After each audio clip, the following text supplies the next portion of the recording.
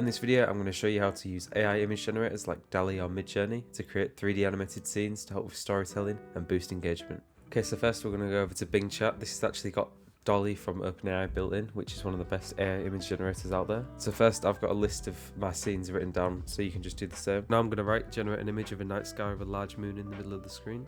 And then it's going to generate a square image with 4 different options. I actually don't like how detailed it is, so I'm going to change it a little bit. So now you can just type in any changes you want it to make and it'll generate it again with those changes. I actually like this one, the first one, so I'm going to click that and click download. And now I'm going to repeat the process for the rest of my layers. So now I'm going to go over to a website called Photopea, which is just a free version of Photoshop, and I'm going to remove the background. So I don't need to do that for the first layer because that is the background. So I'm going to drag in layer 2. And you can use the object selection tool to select what you want and don't want. And then use the unite or subtract to add or remove things from the image. You can use things like the lasso select tool to remove anything else from the image or add anything.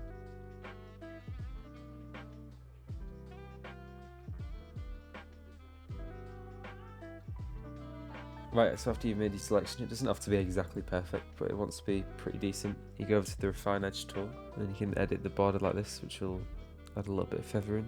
Like I said, it doesn't have to be too detailed, and I think this looks about okay. So I'm going to click OK. File, export as PNG. Then I'm going to repeat that for everything else. So File, Open.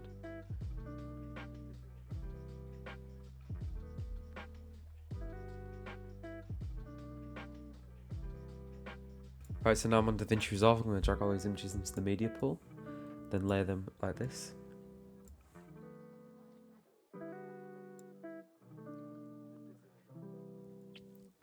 Now I'm going to change the position of everything to how I'd want the animation to end.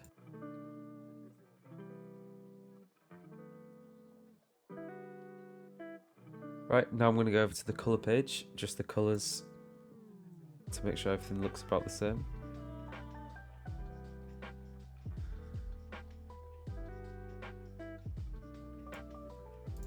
Alright, now I'm going to highlight everything, click New Fusion Clip, open in Fusion page, delete all these merge nodes, and disconnect this. Now I'm going to go to Media 1, Shift Spacebar, and then type in Image Plane 3D, press Enter.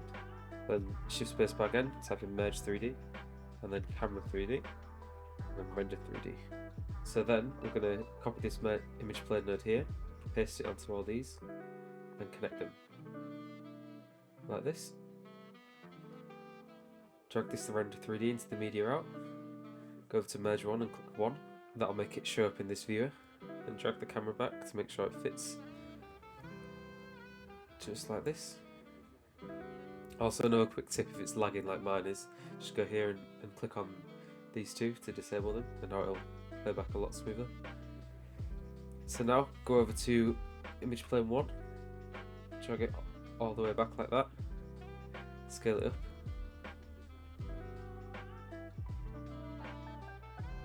and then go over to the Media 2 image plane, drag it back a little bit,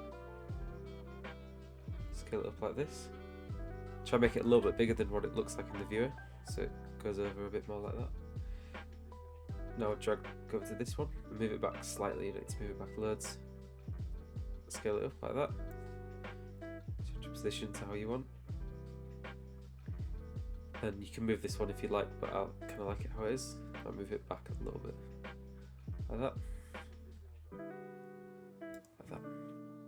Okay, so now I'm going to go over to the where I want my animation to end, frame 50, then click on the camera 3D, click transform, and then go make a keyframe for each of these. Then I'm going to go to the start and move my camera to where I want it to be at the start, like this. I can go to this rotate button here, change it like that. Right, so I want the moon to be centered, so I'm going to move this here a little bit, and then go back to frame 50 to see how it is, so it still fits. So there's actually some parts of the animation where you can see some blank spaces here, so I'm going to move it up a little bit at the end, no other spaces. So now we're going to make sure this spline is open like this, so we're going to click spline, Click this spell, which will make all the keyframes full screen. Make sure they're all highlighted. Right click, ease, dialog. Then I'm going to click out cubic, which is how I like the animation to be. Right, so now we're going to click on this render 3D node. And then enable output channels here. And click C. So now we're going to click shift spacebar, type depth blur. And then connect this here to this blue triangle here. Like that, so you should have that and that coming off. Click sample and drag it over here. And drag this Z scale down. Nice until it starts to appear blurry. I'm going to drag up the blur scale like this.